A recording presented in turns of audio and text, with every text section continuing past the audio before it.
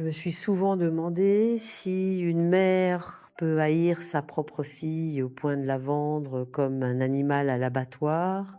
Oui, et mesquers, ça peut arriver. Ça m'est arrivé. Je m'appelle Sébastienne Lemoine, mais tout le monde ici à Trois-Rivières, dans le Lot, en Occitanie, me connaît comme Mademoiselle Tiana ou la vieille dame au bout de la rue. Je porte 78 ans sur le dos, chacun plus lourd que du plomb. Chaque ride sur mon visage a une histoire à raconter, croyez-moi. Il y en a beaucoup, certaines de joie, d'autres d'une douleur si grande que même le temps n'a pu l'effacer correctement. Je suis née dans un endroit si petit qu'il n'apparaissait même pas sur les cartes. Un petit bourg à presque 2 heures en charrette de la ville la plus proche. À l'époque, la vie était dure. C'était pas comme aujourd'hui avec les lumières électriques, l'eau courante. Nous avions des lampes à pétrole, de l'eau de puits, beaucoup de boue sur les pieds. Mon père a disparu avant même que je naisse. Ma mère, Jeanne Dira, disait toujours qu'il était un homme bien parti travailler à Marseille, qu'il reviendrait un jour. Des mensonges. Je n'ai découvert que beaucoup plus tard qu'il s'était enfui avec une femme du bourg voisin, laissant ma mère enceinte jusqu'au cou. Sans un sou, ma mère ne s'est jamais remise de cet abandon. Le pire, c'est qu'elle semblait m'en blâmer. Chaque fois qu'elle me regardait, c'était comme si elle voyait le fantôme de mon père, le visage de ce bon à rien, murmurait-elle quand elle pensait que je n'entendais pas. J'ai grandi en sachant que je n'étais pas la bienvenue dans ce monde. L'enfant que personne ne voulait. Pendant un temps, nous n'étions que toutes les deux dans une petite pièce au sol en terre à l'arrière de la maison de ma grand-mère. Ma pauvre grand-mère n'avait pas grand-chose à donner non plus, mais au moins elle ne me regardait pas avec ce mépris. C'est elle qui m'a appris mes premières lettres. Car il n'y avait d'école qu'en ville. Messers, si vous appréciez cette triste histoire, donnez un coup de main à cette vieille dame en mettant un petit cœur, en vous abonnant à la chaîne. Je suis aussi curieuse. Dites-moi dans les commentaires d'où en France vous regardez. Parfois, je me demande s'il y a quelqu'un de Trois-Rivières ici qui me connaît de vue sans connaître toute cette histoire. Quand j'avais environ 6 ans, ma mère a trouvé un homme, Joseph Petit. Il n'était pas petit du tout. Le surnom venait du fait qu'il avait 6 orteils au pied droit. L'orteil supplémentaire était tout petit. Les superstitions des gens de la campagne, vous savez, il travaillait dans une carrière, buvait chaque centime qu'il gagnait. C'est là que les choses ont empiré. Ma mère est tombée enceinte tout de suite, en moins de 5 ans. 3 autres enfants sont arrivés dans la maison. Petit Joseph, Marie, le plus jeune, Joël, que tout le monde appelait Petit à cause de son père. La maison, déjà petite, devint trop exiguë. Moi, qui était déjà indésirable, devint presque une nuisance. La nourriture était rare. Quand venait mon tour, souvent il ne restait qu'un bouillon de haricots à queue, un morceau de pomme de terre. Mange moins, petite, tes frères et sœurs n'ont plus besoin que toi, disait toujours ma mère. Je la croyais, c'était mes demi-frères et sœurs par le sang, mais j'aimais ces enfants. C'était pas leur faute d'avoir une mère qui choisissait qui méritait l'amour. Joseph Petit perdait emploi après emploi, buvait tout, battait ma mère, cassait le peu que nous avions dans la maison. Ma grand-mère mourut quand j'avais 9 ans d'une mauvaise fièvre attrapée en hiver. Ce fut le pire jour de ma vie, car elle était la seule à me traiter comme une personne. Tout ce qui restait de la maison de ma grand-mère était une vieille commode que personne ne voulait. Je m'en souviens comme si c'était hier, bois sombre avec un miroir fendu. Je la gardais sous le lit où je dormais avec mes frères et sœurs.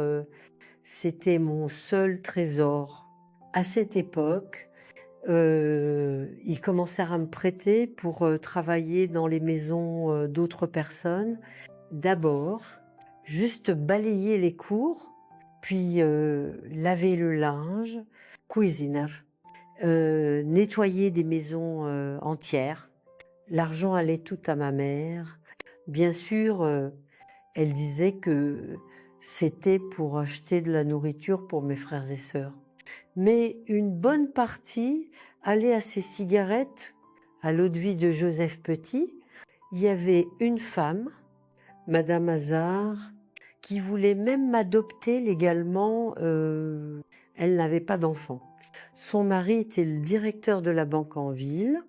Des gens avec de l'argent, une vraie maison, avec un vrai plancher, tout ça.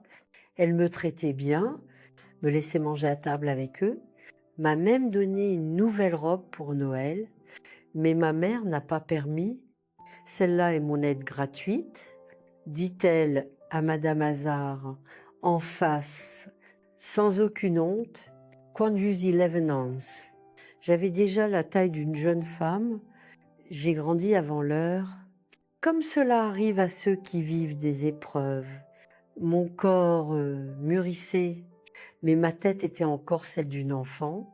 C'est alors que je remarquais les regards différents que les hommes commençaient à me lancer quand j'allais au magasin, laver le linge à la rivière. Un genre de regard qui me donnait des frissons, qui me donnait envie de me cacher. Ma mère le remarqua aussi. Ça réveilla quelque chose en elle que je ne comprendrai jamais totalement. Un mélange de jalousie, d'envie de cette vieillenne. Elle commença à m'enfermer dans la maison quand je ne travaillais pas, disant que je m'offrais aux hommes, que je finirais comme certaines, comme si cela ne suffisait pas. Joseph Petit perdit définitivement son emploi à la carrière. Il s'était cassé la jambe dans une chute, n'a plus jamais eu de travail stable. Il passait toute la journée à la maison, buvant le peu d'argent qu'il pouvait gagner, avec des petits boulots par-ci par-là. La faim s'intensifia d'une manière que je ne peux même pas expliquer. Mes petits frères et sœurs pleuraient de faim la nuit. Le plus petit commença à avoir le ventre gonflé, un signe que nous connaissions bien des vers, la malnutrition, les garçons, qui avaient toujours été maigres, intelligents, devint léthargique, sans même la force de jouer. On est nuit. J'entendis ma mère, Joseph Petit, parler doucement dans leur chambre. Le mur était mince. Je pouvais tout entendre. Il faut faire quelque chose, Jandira, ou nous allons tous mourir de faim, dit-il. Que veux-tu que je fasse? Répondit-elle. Je travaille déjà du lever au coucher du soleil. Il y eut une longue silence de ceux qui pèsent dans l'air, puis sa voix encore plus basse. Il y a Juvénal, il a toujours voulu la fille. Mon sang se glaça dans mes veines. Juvénal était le propriétaire de la maison close en ville, un homme gros, suette, avec une fine moustache qui ressemblait à une ligne de crayon sur son visage rouge. Il avait plus de 50 ans, possédait presque tout. Dans cette ville, la maison close, deux bars, un motel des bords de route, des parcelles de terrain. Partout où il y avait de l'argent sale, Juvénal y avait son doigt. Estouffant, répondit ma mère, mais sans l'indignation qu'une mère devrait avoir. C'était plus comme si elle envisageait l'idée, elle est encore une enfant, elle est presque une jeune femme déjà. Insista Joseph petite. Et Juvénal paie bien, assez pour acheter des médicaments pour petits, de la nourriture pour les autres, et plus encore. J'étais paralysée, pouvant à peine respirer. Je ne pouvais croire ce que j'entendais. C'était comme si le monde avait cessé de tourner à ce moment. Et si quelqu'un le découvrait, demanda ma mère après un moment, personne ne le découvrira. Juvénal est malin, il l'emmènera dans une autre ville, dira qu'il lui donne un travail de femme de ménage ou quelque chose. Nous dirons qu'elle s'est enfuie, qu'elle était rebelle, qui se souciera d'une autre pauvre fille disparue. À cet instant, je compris que ma propre mère me vendait, comme on vend une poule du jardin, un cochon pour l'abattoir. Je n'étais pas une fille, j'étais une marchandise, quelque chose qu'elle pouvait échanger contre de l'argent quand le besoin pressait assez. Je passais toute la nuit éveillée, pensant à ce que je devais faire, fuir. Il n'y avait personne pour m'accueillir. Madame Hazard avait déménagé dans la capitale de la région il y a des mois. Il y en avait ni parents, ni amis qui pouvaient m'aider. C'est Menfouyaïs qui s'occuperait de mes petits frères et sœurs au lever du soleil. Je savais déjà que je n'avais pas le choix. Tiens, Allah est arrivé. Ma mère avait décidé contre elle, je n'avais pas de force. La seule chose que je pouvais faire était d'endurer, survivre. Un jour, si Dieu le voulait, revenir pour mes frères et sœurs. Ce que je n'imaginais pas, c'est que ce jour viendrait plus tôt que je ne le pensais, que ma vengeance serait aussi complète que la trahison de ma propre mère. Le matin, après cette conversation qui n'aurait jamais dû exister, je me réveillais avec ma mère, me secouant par le bras. « Lève-toi, petite. Aujourd'hui, tu vas en ville avec Joseph, dit-elle, évitant à peine de me regarder dans les yeux. Je réalisais immédiatement que tout était déjà arrangé. C'était juillet 1960. Je m'en souviens encore aujourd'hui, terriblement froid. Mais ils ne me laissèrent même pas prendre le châle que ma grand-mère m'avait fait. Tu n'as besoin de rien là, basse, tu auras de nouveaux vêtements, dit ma mère en rassemblant mes quelques affaires dans un vieux sac de jute. Elle me laissa seulement prendre une petite robe rapiécée, un peigne cassé. Mes petits frères et sœurs dormaient encore. Ils ne me laissèrent pas dire au revoir. Mieux ainsi, sans pleurs, grogna Joseph Petit, me poussant hors de la maison, et ne fait pas de scène devant Juvénal, compris, tu as de la chance qu'un homme comme lui s'intéresse à une nulle comme toi. Le trajet jusqu'à la ville se fit dans un silence lourd. Moi, à l'arrière du vélo rouillé de Joseph Petit, chaque tour de roue semblait m'éloigner davantage de ma vie, aussi mauvaise qu'elle était. La poussière de la route collait à mes larmes, formant de la boue sur mon visage que je ne pris même pas la peine de nettoyer.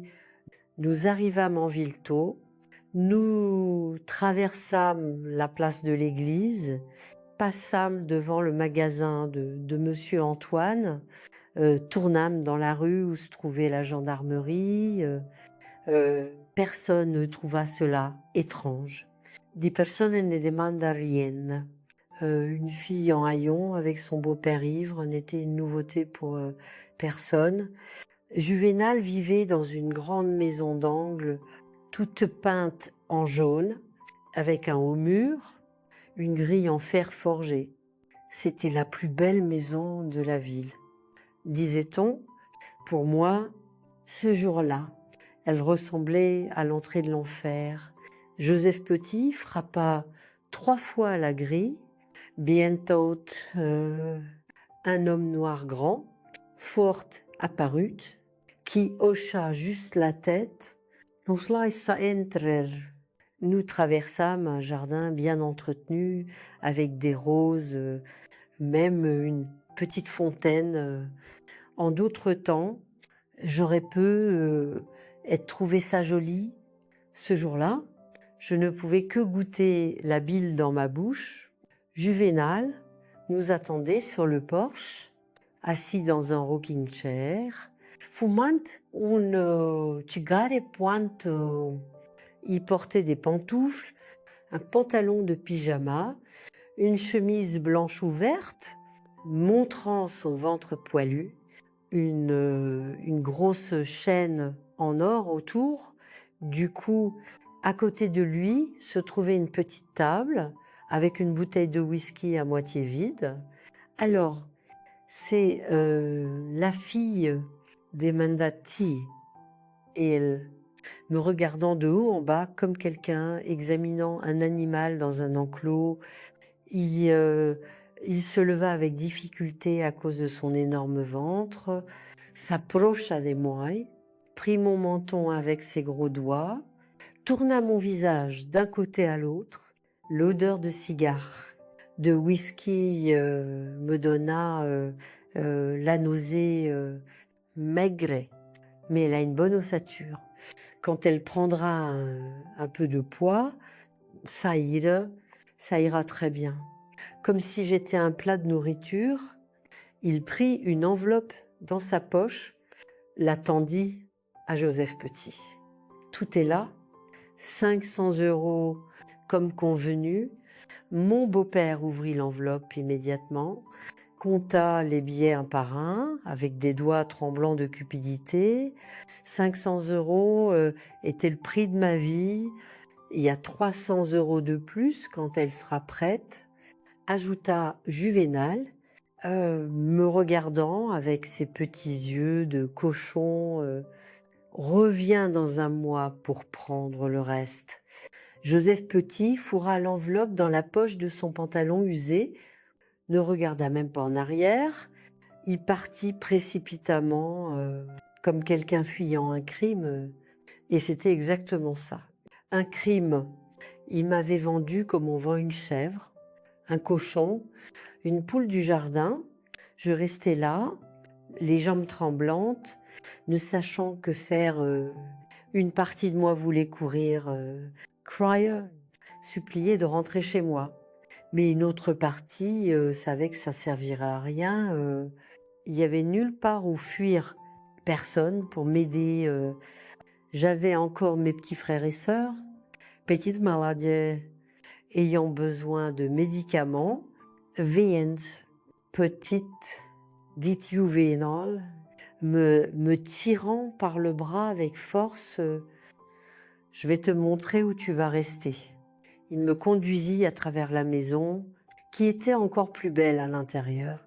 Plancher en bois brillant, meubles sombres, lourds, tableaux sur les murs. Nous descendîmes un long couloir, sortîmes par une porte arrière qui menait à une grande cour.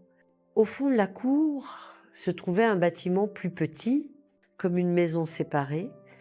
Juvénal prit une clé dans sa poche, ouvrit la porte, me poussa à l'intérieur.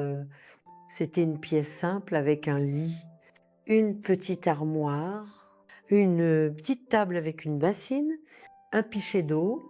La fenêtre avait des barreaux Pour l'instant, tu restes ici, dit-il, regardant autour quand tu seras plus convenable. Je t'emmènerai à la Fleur de Nuit. La Fleur de Nuit était la maison close que Juvénal possédait à la périphérie de la ville. Tout le monde le savait, mais personne n'en parlait ouvertement. C'était là que les hommes mariés allaient après que leurs femmes dormaient. Là où les voyageurs s'arrêtaient avant de continuer leur chemin, un lieu de perdition, disait le prédicateur dans son sermon du dimanche, que veux-tu de moi?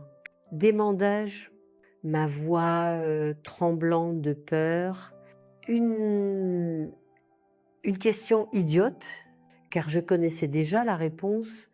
J'avais juste besoin de l'entendre de sa bouche. Juvénal donna un gros rire qui fit trembler son ventre.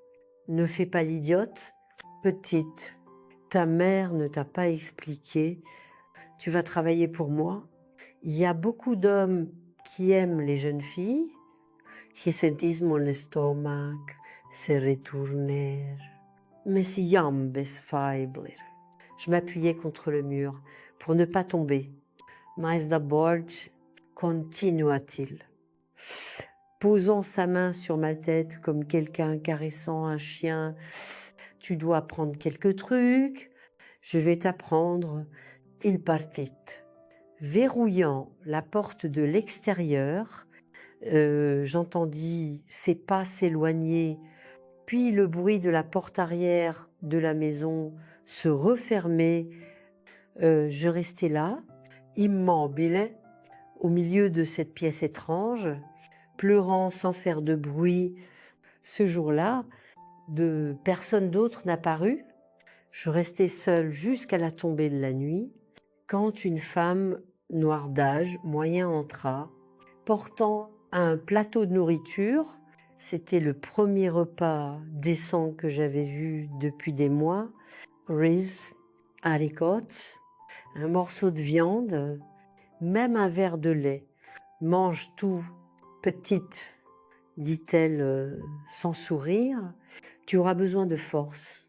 Je voulais demander qui elle était, supplier de l'aide, mais quelque chose dans son regard me dit que ça servirait à rien.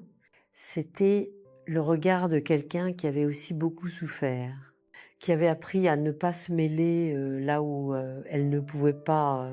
Comment vous appelez-vous? Demandai-je quand même. Zépha, répondit-elle sèchement. Je suis la cuisinière de Juvénal. S'il te plaît, Zépha, aide-moi à sortir d'ici. Je ne veux pas rester. Elle secoua la tête, m'interrompant. Personne ne quitte la maison de Juvénal sans qu'il le permette. Petite, mieux vaut accepter, faire ce qu'il dit, sinon, c'est pire. Et elle partit, verrouillant la porte à nouveau. Dans les jours qui suivirent, une routine s'établit le matin. Zépha apportait du café, du pain à midi, beaucoup de nourriture. L'après-midi, une autre femme, plus jeune, nommée Dolly, venait me laver, me brosser les cheveux, mettre de la crème sur ma peau. Le soir, Zépha apportait le dîner. C'était Dolly qui expliquait tout. Elle travaillait à la Fleur de Nuit depuis des années, était l'une des filles de Juvénal. Elle avait commencé comme moi, vendue par sa propre tante à 14 ans. Il t'engraisse, te prépare, me dit-elle lors d'un des bains, frottant du savon parfumé sur mon dos. À la Fleur de Nuit, les hommes paient plus pour les filles vierges. Juvénal aime être le premier. Dolly me dit qu'il y aurait une enchère. Juvénal faisait ça avec toutes les nouvelles filles. Il invitait des hommes riches de la région, des éleveurs, des politiciens, des commerçants. mettait la première nuit aux enchères, le gagnant payait une fortune, mais elle me dit aussi que généralement, Juvénal lui-même faisait l'offre la plus élevée. Tout est arrangé, expliqua-t-elle. Il fait ça pour montrer son pouvoir, humilier les autres hommes, ça fait partie du jeu. Pendant 3 semaines, je vécus dans cette pièce, nourrie, soignée, préparée comme un animal pour l'abattoir. Mon corps, qui avant n'était que peau et eau, commença à prendre forme, mes joues se remplirent, mes cheveux sans vie gagnèrent de l'éclat. Je planifiais de m'échapper, bien sûr, mais il n'y avait aucun moyen. La fenêtre avait des barreaux, la porte était toujours verrouillée, la cour était entourée d'un haut mur avec du verre brisé au sommet. Et même si je réussissais à sortir, où irais-je? Je ne connaissais personne en ville qui pouvait m'aider. Le 23e jour de captivité, je comptais chaque jour en gravant une ligne sur le mur derrière le lit. Juvénal réapparut. Cette fois, il n'était pas seul, il amenait un homme maigre, avec des lunettes, qui portait une sacoche noire. Voici le docteur Raymond, annonça Juvénal. Il va t'examiner, voir si tout est en ordre. Le soi-disant médecin m'examina d'une manière qui me fit sentir que je n'étais pas humaine. Il regarda mes dents, mes yeux, me fit enlever mes vêtements, me tourna d'un côté à l'autre, notant des choses dans un petit carnet. Juvénal observait tout le temps avec ce sourire dégoûtant sur son gros visage. Tout est en ordre, dit le médecin, enfin, rangeant ses instruments dans sa sacoche, saine et intacte. Juvénal sourit de satisfaction. Excellent. L'enchère aura lieu après-demain, quand ils partiront. Je pleurais jusqu'à ce qu'il ne me reste plus de larmes. C'était réel. Tcha, Allah it arriver. Il n'y avait pas d'échappatoire. Le lendemain, Dolly apporta une robe blanche, simple. Mais Jolie m'apprit à me préparer. Ne résiste pas, me conseilla-t-elle en me brossant les cheveux. Ça fera que plus mal. Laisse simplement faire, ça finira. L'enchère devait se tenir dans une salle spéciale de la fleur de nuit. Juvénal envoya Zépha me chercher quand il faisait déjà nuit.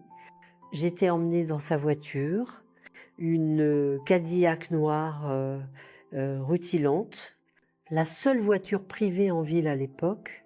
La fleur de nuit était dans un vieux bâtiment à 2 étages à la périphérie de la ville.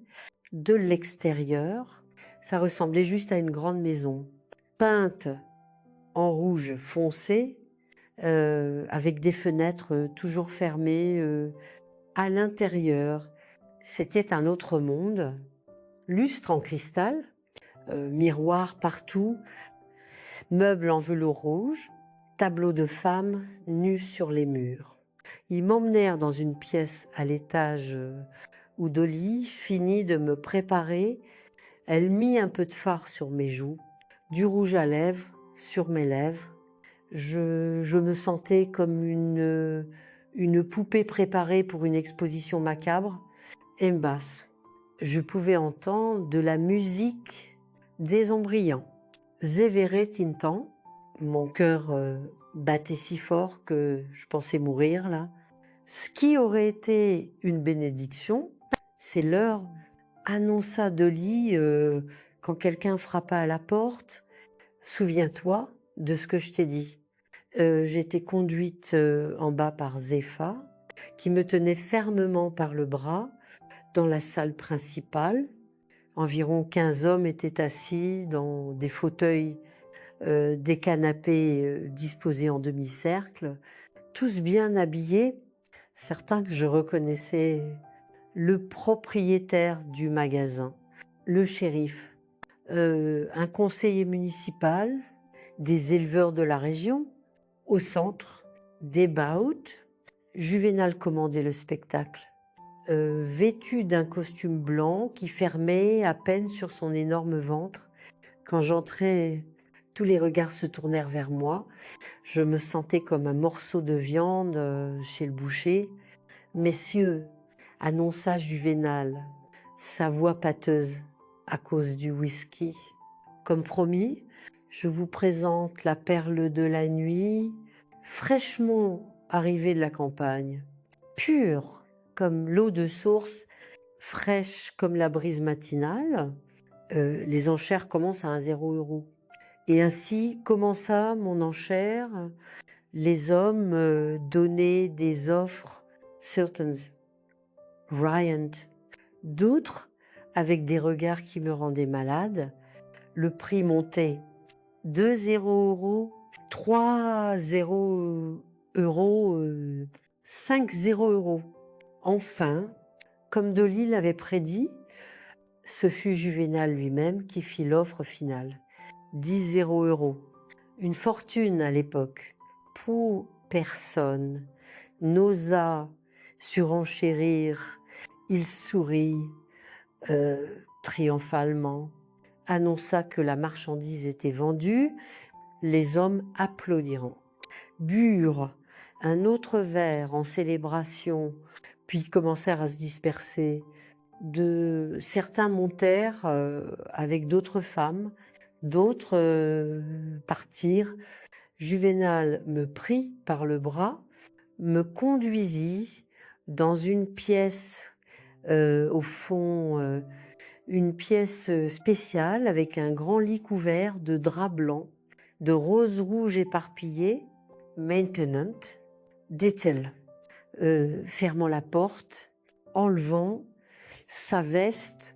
Tu es à moi, ce qui se passa cette nuit-là, et beaucoup d'autres qui suivirent, n'est pas quelque chose que je veux raconter en détail. Il y a des choses mieux laissées dans l'ombre de la mémoire. Je peux seulement dire que je compris pourquoi Dolly m'avait dit de ne pas résister. Quand j'essayais, ça ne faisait qu'empirer. C'est ainsi que commença ma vie de captivité à la fleur de nuit. Une vie que je jurais ne pas durer longtemps. Ce que Juvénal ne savait pas, c'est que, avec la peur, la douleur, autre chose grandissait en moi. Une haine si grande, si profonde, qu'un jour elle déborderait en vengeance. Après cette terrible nuit, une partie de moi mourut pour toujours. La fille innocente qui était arrivée dans cette maison jaune n'existait plus. À sa place restait une créature brisée, sans espoir, qui vivait un jour à la fois juste pour survivre. La fleur de nuit devint ma prison, un endroit magnifique à l'extérieur, plein de musique, des rires, mais à l'intérieur, c'était un véritable enfer. Moi, 9 autres filles vivions là, chacune avec son histoire d'horreur, chacune avec sa manière particulière d'endurer cette vie. Nous dormions le jour, travaillions toute la nuit, recevant des hommes de toutes sortes, éleveurs, politicians, commerçants, voyageurs de passage. Juvénal me gardait comme sa favori, son trophée, comme il aimait dire. J'avais une chambre pour moi seule, avec un miroir sur le mur, un couvre-lit en satin rouge. Les autres filles m'enviaient pour ça, ne sachant pas que c'était le pire endroit de la maison. C'est là qu'il venait presque tous les soirs, ivre de whisky, gonflé avec ses petits yeux injectés de sang, voulant montrer qu'il était le maître de tout, la maison, le commerce. Moi, les premiers mois furent les pires. J'essayais de m'échapper 2 fois. La première fois, je réussis à sauter par la fenêtre arrière, couru presque jusqu'à la périphérie de la ville. C'était un chauffeur de camion qui me trahit. Il s'arrêta quand il me vit pleurer au bord de la route, dit qu'il m'aiderait, mais me ramena directement à Juvénal. Il reçut une nuit gratuite avec la fille de son choix en récompense. La raclée que je pris cette nuit-là me laissa alité pendant une semaine. Le docteur Raymond dut venir me faire des points de suture dans le dos, tant la ceinture de Juvénal avait coupé ma peau. Ne marque pas le visage, disait-il à Juvénal pendant qu'il me recousait, sur le visage. Ça abîme la marchandise. À la deuxième tentative d'évasion, je ne dépassais même pas la cour. Le chien de Juvénal, un gros molosse féroce, lâché la nuit, m'attrapa par la jambe. Les cris réveillèrent toute la maison. Cette fois, Juvénal m'enferma au sous-sol pendant 3 jours sans nourriture, juste de l'eau sale. Quand sortis, j'avais tant maigri que je ressemblais à un squelette. Après ça, j'abandonnai l'idée de m'échapper. Je compris que je ne sortirais de là que lorsqu'il le permettrait ou lorsqu'il serait mort. C'est alors que je commençais à faire attention à tout, à apprendre les secrets de la maison, les faiblesses de mon bourreau. Je devins les yeux, les oreilles de la fleur de nuit. Les hommes parlaient beaucoup au lit, surtout après avoir bu. Ils racontaient des histoires, des secrets, des ragots. C'est ainsi que je découvris les affaires sales de Juvénal. Il n'était pas seulement propriétaire d'une maison close, il faisait de la contrebande de marchandises du Portugal, prêtait de l'argent à des taux très élevés aux désespérés, avait même des politiciens dans la capitale régionale qui recevaient de l'argent de lui en échange de faveurs. J'appris aussi ses faiblesses. La principale était la boisson. Juvénal buvait de plus en plus au fil des années. Il commençait tôt le matin. Quand venait la nuit, il titubait déjà. Le whisky le détruisait de l'intérieur. Foie gonflé, peau jaunie, vomissement de sang qu'il essayait de cacher. Le temps passa, un an, 2 ans, 5 ans. J'avais cessé de compter. J'avais cessé d'être une fille, était devenue une femme dans cet endroit maudit. Certaines des autres filles partirent, certaines réussirent à économiser de l'argent en secret, s'échappèrent. D'autres trouvèrent un homme qui tomba amoureux, les emmena. Certaines ne purent supporter, finirent par se tuer. Il y avait aussi celles qui tombèrent malades, moururent lentement, s'étiolant sans traitement approprié. Mais de nouvelles filles arrivaient aussi. Chaque fois que cela arrivait, je ressentais une douleur dans la poitrine, me souvenant de comment j'étais quand je suis arrivée. J'essayais d'aider comme je pouvais, leur apprenant des astuces pour moins souffrir, pour garder un peu de dignité même dans cette vie. C'est dans l'une de ces nouvelles filles que je retrouvais un peu de mon histoire. Et y arriva en 1967. J'étais là depuis 7 ans, une fille maigre, avec de grands yeux effrayés, qui n'arrêtaient pas de pleurer. Quand j'allais la consoler une nuit, je découvris qu'elle venait du même bourg que moi. Elle s'appelait José. Elle connaissait mes frères et sœurs. Petit Joseph travaille dans les champs avec son père maintenant, me dit-elle. ne sachant pas la joie qu'elle me donnait avec ces nouvelles. Marie s'est mariée l'année dernière avec un garçon de Cahors, petit et fort, grandi, va à l'école en ville. Mes petits frères et sœurs étaient vivants, grandissaient, continuaient leur vie. Ça me donna une force que je n'avais pas ressentie depuis longtemps. Pour la première fois en des années, je commençais à penser à l'avenir, à planifier ma sortie de cet enfer. Juvénal n'était plus l'homme imposant d'avant.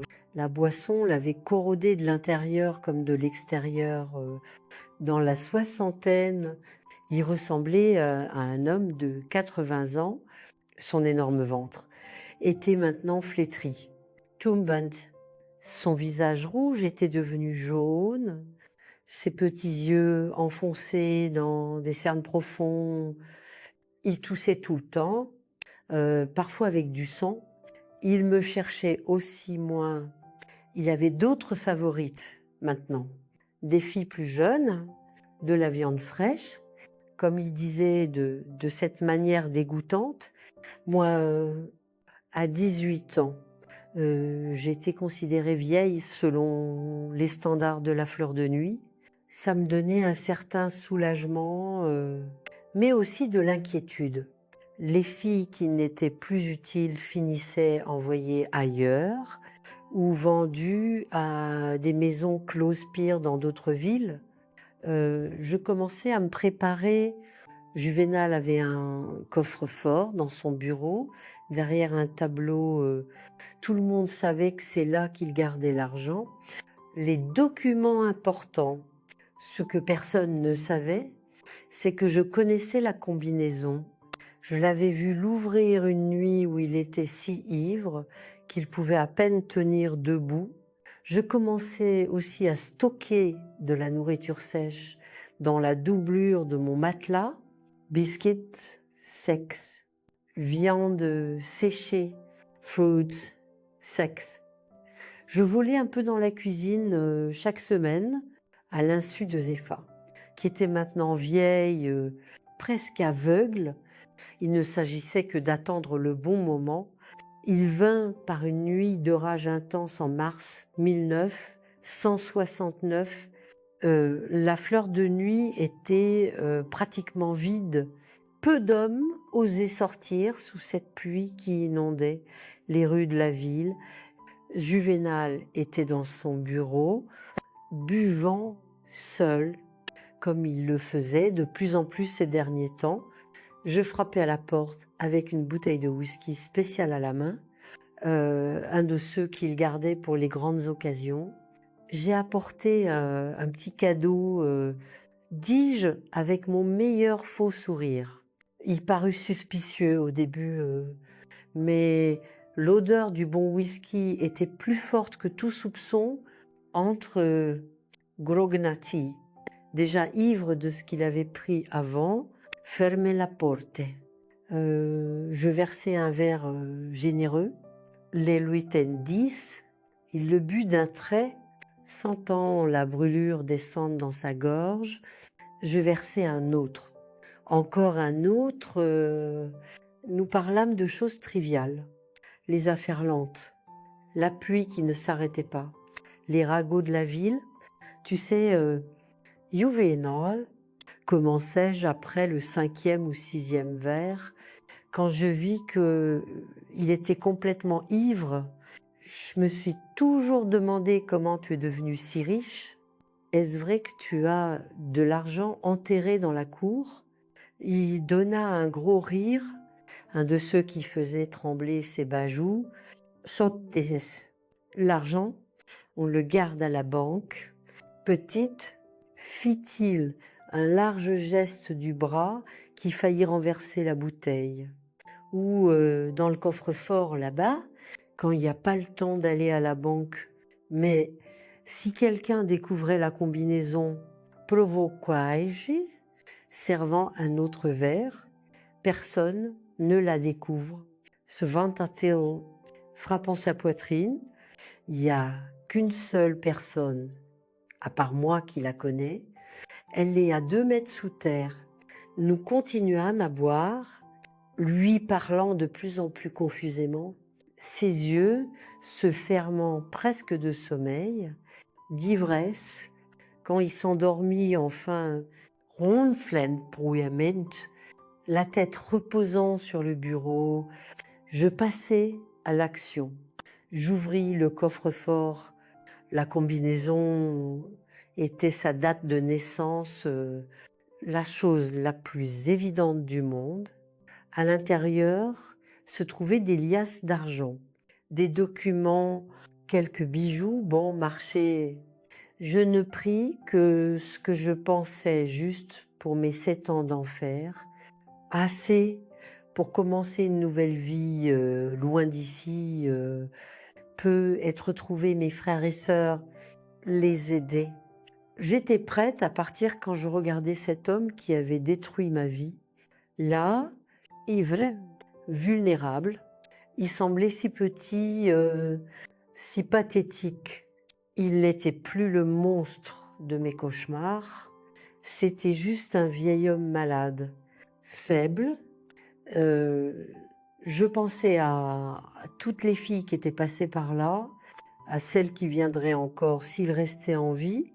Je pensais à ma mère qui m'avait vendue comme un animal. Je pensais aux années que j'avais perdues, à l'enfance que je n'avais jamais eue, à la terreur que je vivais chaque nuit. La décision fut presque automatique. Je pris le coupe-papier en bronze qui était sur le bureau. Lord, pointu à l'extrémité, ma main ne trembla pas du tout quand je levai l'objet au-dessus de ma tête. Ce qui se passa ensuite n'est pas quelque chose que j'aime me rappeler, encore moins raconter en détail. Je peux seulement dire que lorsque je quittais cette pièce, marchant calmement sous la pluie qui tombait encore fort, j'étais une femme libre pour la première fois depuis de nombreuses années. Personne ne me vit partir. La pluie avait fait se retirer tout le monde tôt. Les quelques personnes encore éveillées à la fleur de nuit étaient trop occupées avec leurs propres affaires pour faire attention à moi. Je pris un bus à la gare routière avant l'aube.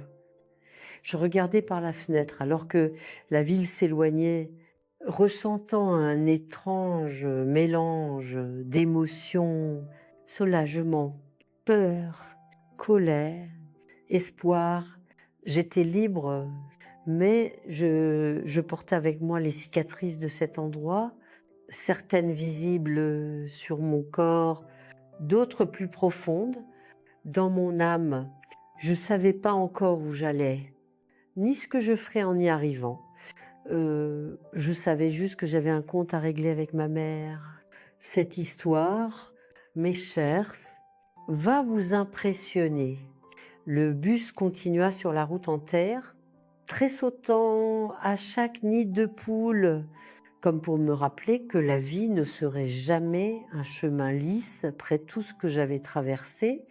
Je descendis dans une petite ville appelée Bon Espoir, qui n'avait pas beaucoup de bons, mais me donna un peu d'espoir, un petit endroit où personne ne me connaissait, où je pouvais respirer sans peur.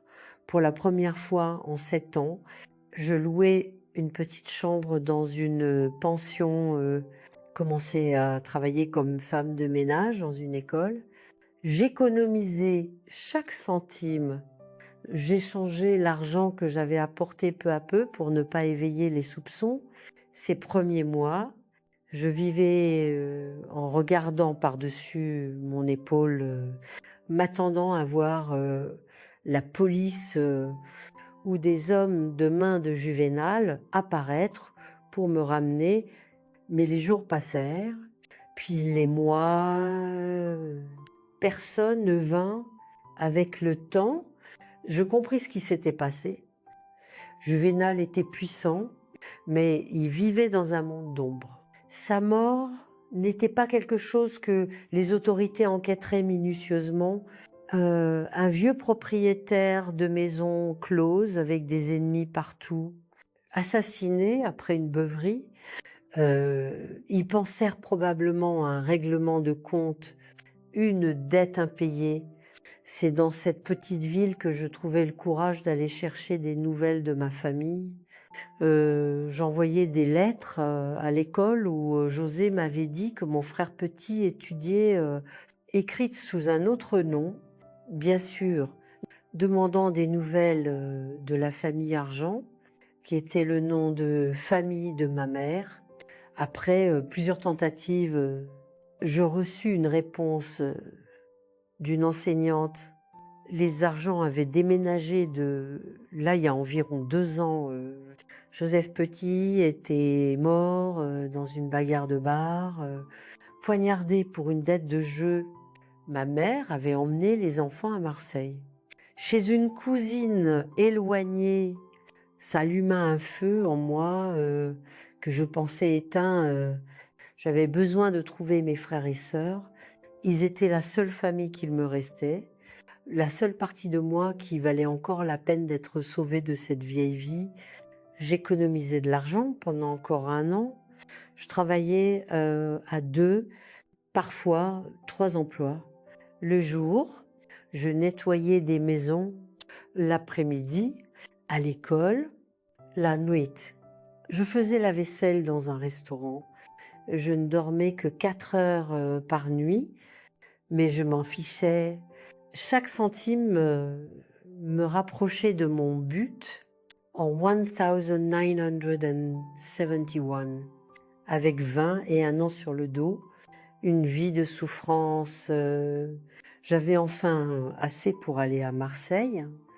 La grande ville était un monde complètement différent de tout ce que je connaissais.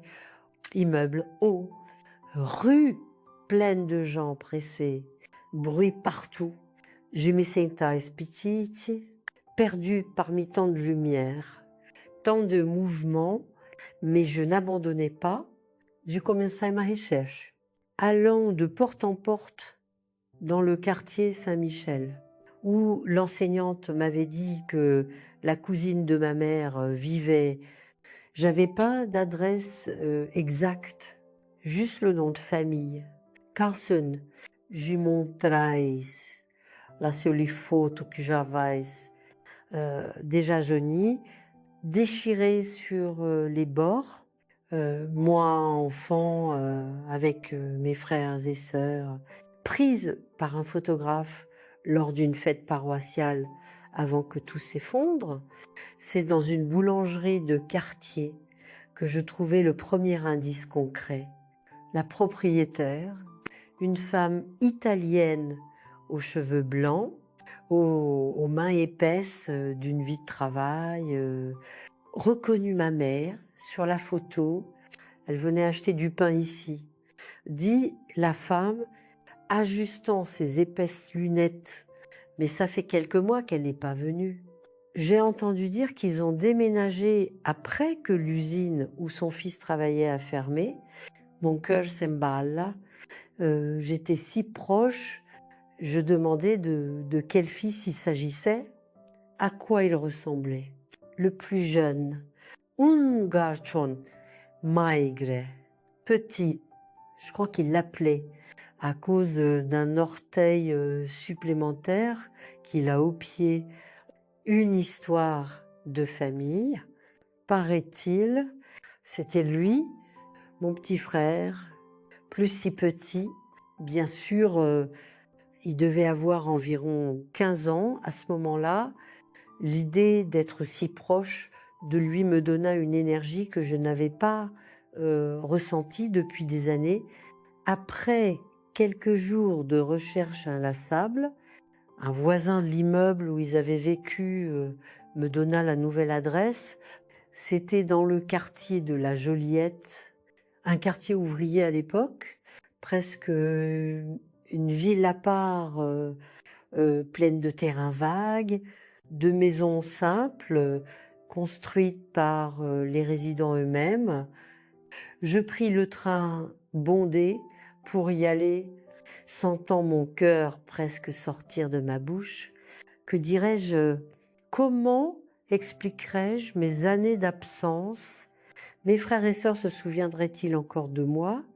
La maison était petite, en briques apparentes, sans crépi, comme tant d'autres dans la rue en terre. Une corde à linge improvisée avec du bambou soutenait quelques vêtements décolorés. Je restais devant pendant presque 1 heure, rassemblant du courage, répétant des mots qui s'enfuyaient de mon esprit à chaque tentative. Quand je frappais enfin à la porte, une jeune femme d'environ 18 ans répondit « Jolie ». Avec un bébé dans les bras, je reconnus ses yeux immédiatement, les mêmes que ceux de ma mère. « Les miens, Marie ?» demanda-je, la voix brisée. « Elle me regarda, confuse, secouant lentement la tête. « Oui, qui êtes-vous » Je ne pus répondre immédiatement. Les larmes coulaient déjà sur mon visage.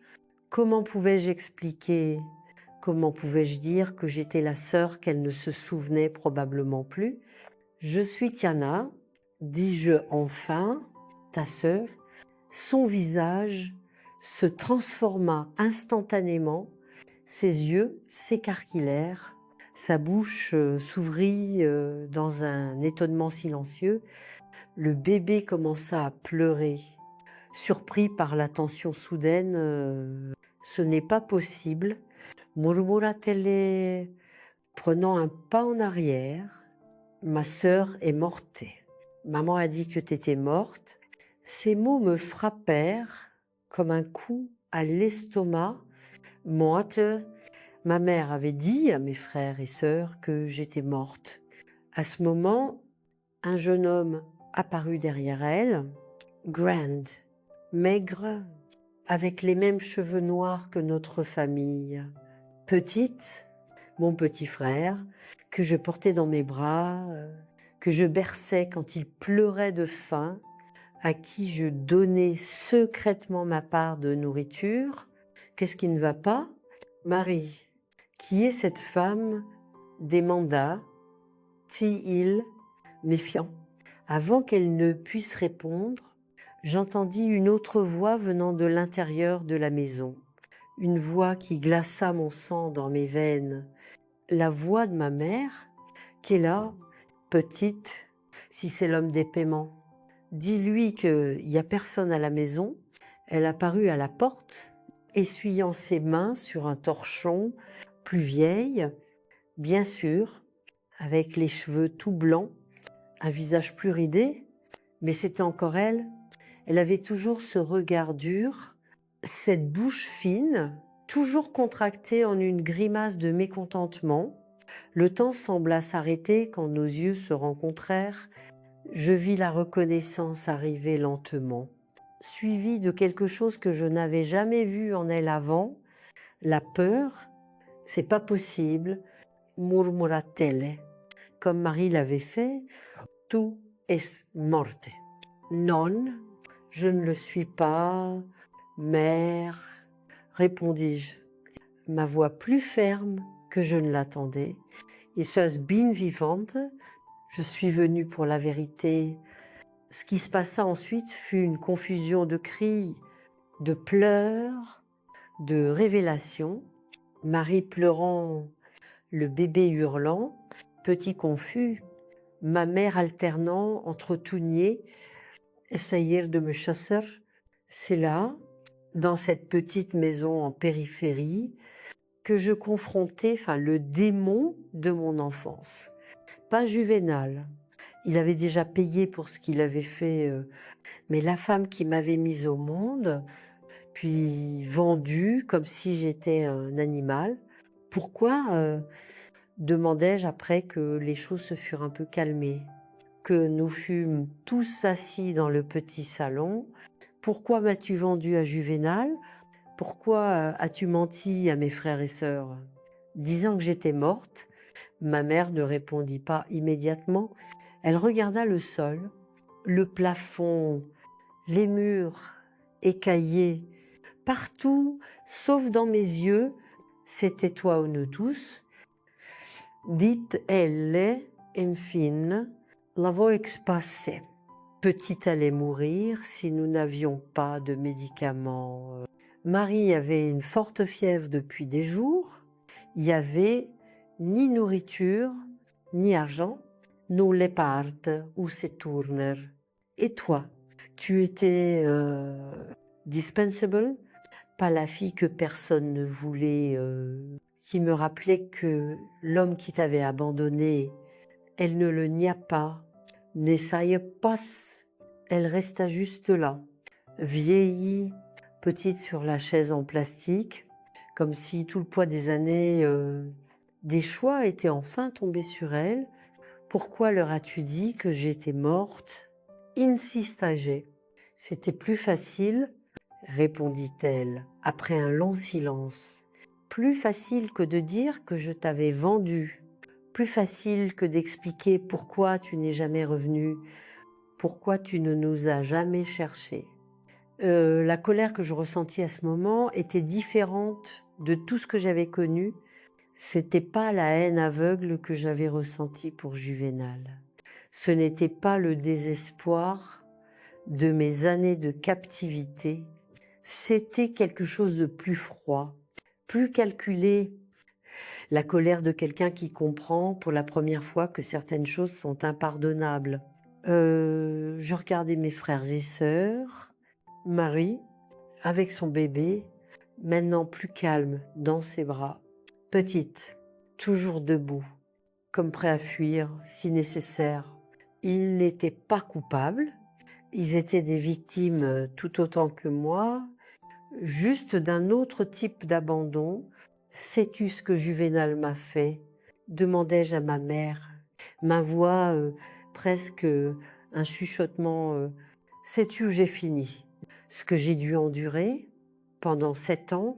Elle ne répondit pas, mais je vis dans ses yeux qu'elle savait peu, être pas tous les détails, mais assez pour comprendre l'horreur à laquelle elle m'avait condamnée à vivre. Il est mort maintenant, continuai-je, voyant le choc sur son visage. Il est mort il y a 2 ans. Je ne dirai pas comment, mais je peux te dire qu'il ne fera plus jamais à une autre fille ce qu'il m'a fait. Ma mère couvrit sa bouche avec sa main, les yeux écarquillés de terreur. Petit fit un pas en arrière. Marie serra son bébé contre sa poitrine. Je réalisais, alors que j'étais devenue le monstre à leurs yeux, la sœur perdue, revenue d'entre les morts, pas comme une victime, mais comme une vengeresse. C'était pas ce que je voulais. Je n'étais pas venue pour répandre plus de peur, de souffrance. Je ne suis pas venue pour faire du mal à qui que ce soit. 10. J'ai, adoucissant ma voix, je voulais juste connaître la vérité, revoir mes frères et sœurs. Nous restâmes ensemble le reste de la journée. Une réunion étrange, tendue, pleine de silence inconfortable, de questions que personne ne savait poser. Marie présenta son mari quand il rentra du travail, me laissa tenir son bébé, mon neveu. Petit s'approcha peu à peu, racontant l'école, le travail qu'il avait perdu, ses rêves d'être mécanicien. À propos du petit Joseph, le frère du milieu, j'appris qu'il avait déménagé à la campagne, marié à une fille du coin. Il vient nous rendre visite à Noël. Dites, Marie, il sera tellement surpris de te voir quand la nuit tomba. Il était temps de partir. J'avais loué une chambre dans une pension à proximité. J'avais besoin de réfléchir à ce que je ferais. Ensuite, à la porte, ma mère me tint le bras, son toucher hésitant, presque effrayé. Reviendras tu? Demanda-t-elle. la voix tremblante, «Je la regardai longement». La femme qui m'avait donné la vie, puis me l'avait enlevée avec la même facilité, la femme qui m'avait vendue pour sauver ses autres enfants, la femme qui peut être à sa manière tordue, pensait avoir fait ce qu'il fallait, je sais pas, répondis-je honnêtement, j'ai besoin de réfléchir. En vérité, je connaissais déjà la réponse. J'avais trouvé mes frères et sœurs, j'avais découvert la vérité, mais le pardon, c'était une autre histoire, une que je ne savais pas si je pourrais jamais écrire. Je quittais cette maison en portant plus de questions que de réponses. La vengeance contre Juvénal m'avait libérée d'une prison, mais je réalisais qu'il y avait d'autres barreaux invisibles que je devais encore briser en moi. Ce que je fis ensuite, les choix que j'ai faits, les chemins que j'ai suivis pour essayer de reconstruire une vie à partir de zéro, c'est une histoire pour un autre jour, une histoire de comment j'ai survécu non seulement à l'enfer de la fleur de nuit, mais à l'enfer que je portais en moi après tout ce que j'avais vécu. Je quittais la maison de ma mère cette nuit-là avec une tempête dans la poitrine. Je marchais sans but dans les rues en terre de la Joliette, essayant d'organiser les sentiments qui se mélangeaient en moi. Colère, soulagement, tristesse, une touche de joie d'avoir vu mes frères et sœurs. C'était comme si toutes les émotions que j'avais réprimées pendant des années déferlaient maintenant d'un coup. Je rentrais à la pension, passais la nuit éveillée, le lendemain, ne sachant pas encore exactement quoi faire, je décidai que je ne pouvais pas partir ainsi. J'avais trop de questions sans réponse, des blessures ouvertes qui devaient guérir, ou du moins cesser de saigner autant. J'achetais du pain, du lait dans un magasin du coin, retournai chez ma mère. Marie ouvrit la porte, surprise de me voir là, sitôt Sean bébé. Mon neveu, Joachim, était dans ses bras, me regardant avec ses petits yeux curieux qu'ont les enfants. Je pensais que tu ne reviendrais pas, dit-elle, me laissant entrer moi aussi. Je le pensais, répondis-je honnêtement. Ma mère était dans la petite cuisine, faisant du café sur un poêle à bois improvisé dans la cour. Quand elle me vit, son visage vieilli montra un mélange d'émotions que je ne pouvais déchiffrer. Peur, honte, peut être même un peu d'espoir. Je veux parler des jeux, des sans détour. Juste nous deux, nous assîmes sur un banc en bois au fond de la cour, loin des oreilles des autres. Le jour se levait, le soleil, encore faible, essayait de percer la brume matinale. Je restai silencieuse un moment, cherchant les bons mots. J'ai besoin de tout savoir comme un sage. Enfin, toute la vérité. Pourquoi m'as-tu tant haï depuis que j'étais petite? J'ai toujours senti que j'étais différente des autres, que tu me regardais différemment. Ma mère soupira profondément, passant la main dans ses cheveux gris. Ya, Nataya Moïsaya, petite, dit-elle doucement, je savais juste pas comment t'aimer correctement. Et là, dans cette cour modeste, avec le bruit de la grande ville commençant à se réveiller autour de nous, ma mère me raconta une histoire que j'avais jamais entendue, son histoire, Elle était tombée enceinte de moi à 6 ans, d'un homme qui promettait le monde, mais qui disparut dès qu'il a pris la grossesse. Sa famille, très religieuse, la chassa de la maison. Elle survécut en lavant du linge, vivant dans une petite pièce donnée par charité. Quand je suis née, elle faillit mourir en couche, seule, sans personne pour aider. Je t'ai regardé, j'ai vu la fin de mes rêves, confessa-t elle, les yeux fixés sur le sol, tout ce que j'avais perdu, tout ce que je n'aurai plus jamais, c'est mal. Je sais, un enfant n'est pas coupable, mais je ne pouvais pas m'en empêcher. Ce furent des années de lutte, de faim, de travail lourd. Quand elle rencontra Joseph Petit, elle pensa avoir enfin trouvé un meilleur chemin. Il promit de s'occuper de nous deux, fournir un toit, de la nourriture sur la table. Au début, il essaya même, mais la boisson gagnait toujours. Quand les autres enfants naquirent, il ne restait plus rien à donner, ni nourriture, ni amour, ni espoir. Elle continua. J'étais vide à l'intérieur. Son histoire ne justifiait pas ce qu'elle m'avait fait. Rien ne le justifierait. Mais pour la première fois, je pus voir, au-delà de la figure monstrueuse que j'avais construite dans mon esprit, je vis une femme brisée par la vie, qui avait fait des choix terribles poussés par le désespoir, sa propre douleur.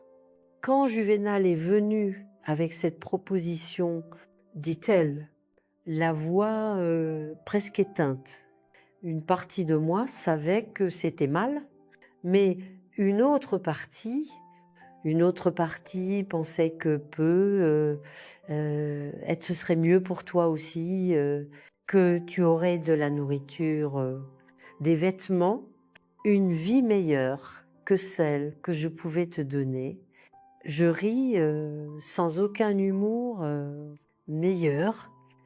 Sais-tu ce qui m'est arrivé là-bas? Mère, sais-tu ce que cet homme m'a fait? Ce qu'il a permis à d'autres hommes de me faire. Elle ferma les yeux, comme voulant bloquer les images que mes mots évoquaient. Au début, Joseph y allait parfois pour obtenir plus d'argent.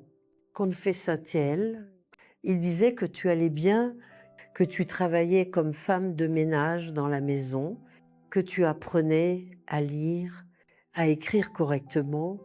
Je l'ai cru parce que je voulais y croire, puis il a arrêté d'y aller. Il disait que Juvénal ne voulait plus de contact, que c'était mieux ainsi.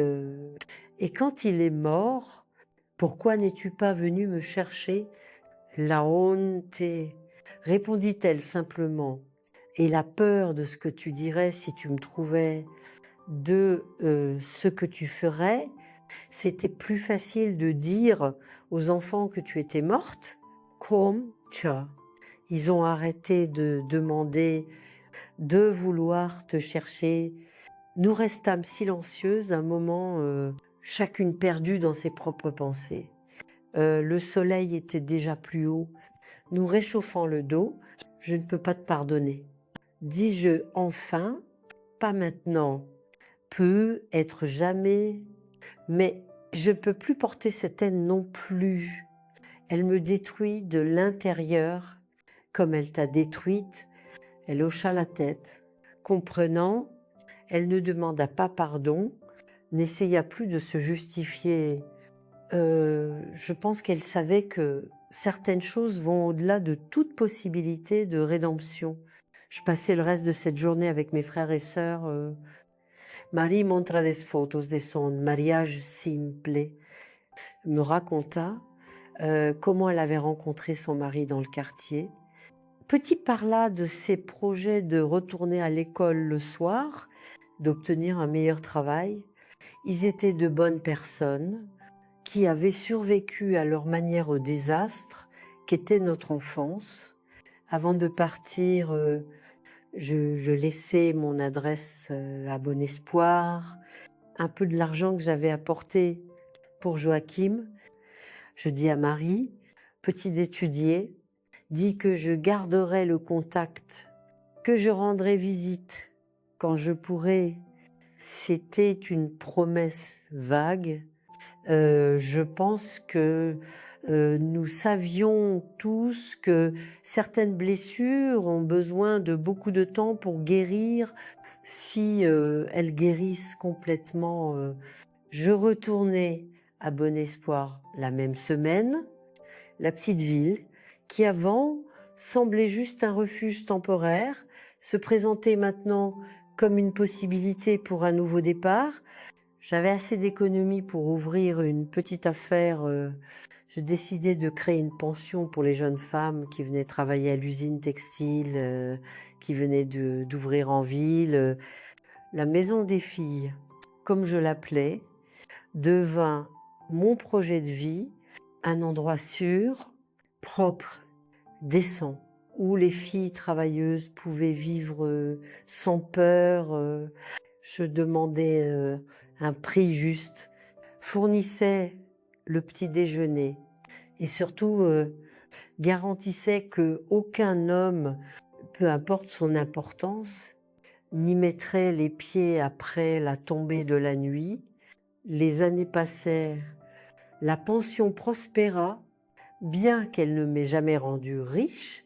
Je vieillissais seule, mais entourée de mes filles, comme j'appelais les jeunes femmes qui passaient par la pension. Certaines restaient peu de temps, d'autres pendant des années. Beaucoup partaient pour se marier, d'autres pour chercher du travail dans des villes plus grandes. Je les conseillais toujours. Partager ce que la vie m'avait appris de la manière la plus dure. Je gardais le contact avec mes frères et sœurs par des lettres. Marie m'envoyait des photos de Joachim grandissant, puis des autres enfants qu'elle eut petit réussi à obtenir un diplôme de technicien mécanicien, ouvrit un petit garage à Marseille. Petit Joseph, que je revis quelques années plus tard, devint pasteur d'une église évangélique à la campagne. Ils construisirent tous des vies décentes, malgré un début difficile. Ma mère mourut en 1983 d'un cancer qui la consuma de l'intérieur. Comme le remords l'avait fait pendant tant d'années, je n'allais pas à l'enterrement. J'envoyais des fleurs, une lettre qui ne fut jamais lue. Certaines réconciliations ne sont possibles que dans la pensée, jamais dans la réalité. La vie suivit son cours. Je vis les changements arriver, une meilleure lumière électrique, les rues pavées, la télévision en couleur, les temps changeants. Je regardais de loin les transformations du pays, toujours avec le regard de quelqu'un qui avait vu assez pour ne pas être facilement impressionné par les promesses de temps meilleurs. En 1991, je reçus une visite inattendue, une femme dans la quarantaine, bien habillée, avec une manière distincte de parler, de se tenir. Il me fallut un moment pour la reconnaître. C'était José, cette fille qui était arrivée à la fleur de nuit quand j'y étais encore, qui m'avait donné des nouvelles de mes frères et sœurs. Comment m'as-tu trouvé? Demandai-je, servant du café dans le petit salon de la pension. Ça n'a pas été facile, sourit-elle. Mais je ne t'ai jamais oublié, Tiana. Tu m'as aidée dans ces jours horribles. Tu m'as appris à survivre. Elle avait réussi à s'échapper quelques mois après mon départ, une évasion soigneusement planifiée. Contrairement à mes tentatives désespérées, elle avait trouvé refuge auprès d'une religieuse qui aidait des filles comme nous. Elle avait étudié, était devenue enseignante, avait une famille des enfants, une vie qui semblait si normale qu'elle en faisait presque mal. Je suis venue te dire quelque chose, dit-elle après un moment. Ils ont trouvé son corps.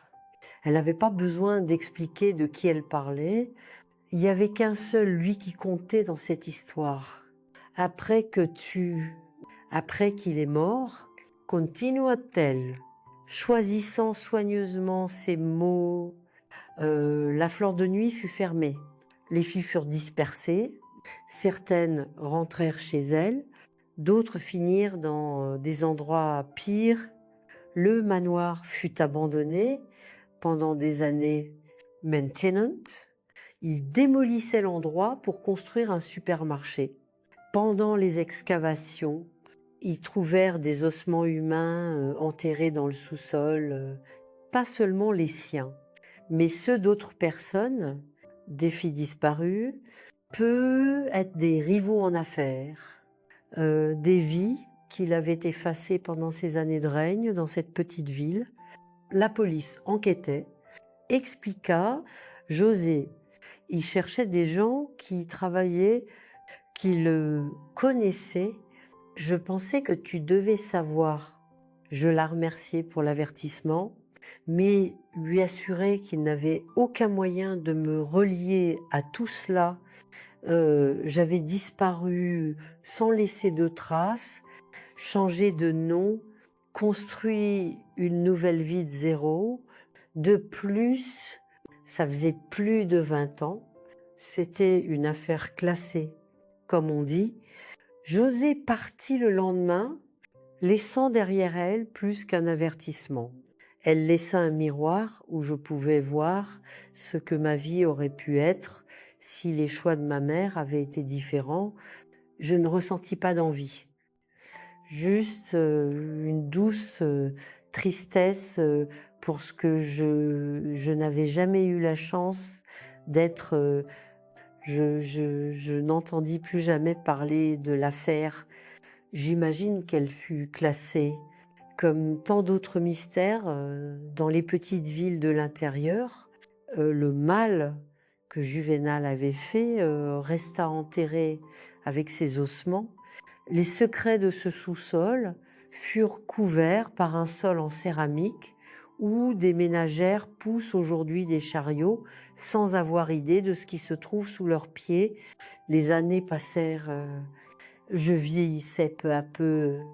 Je vis le monde changer de plus en plus rapidement autour de moi.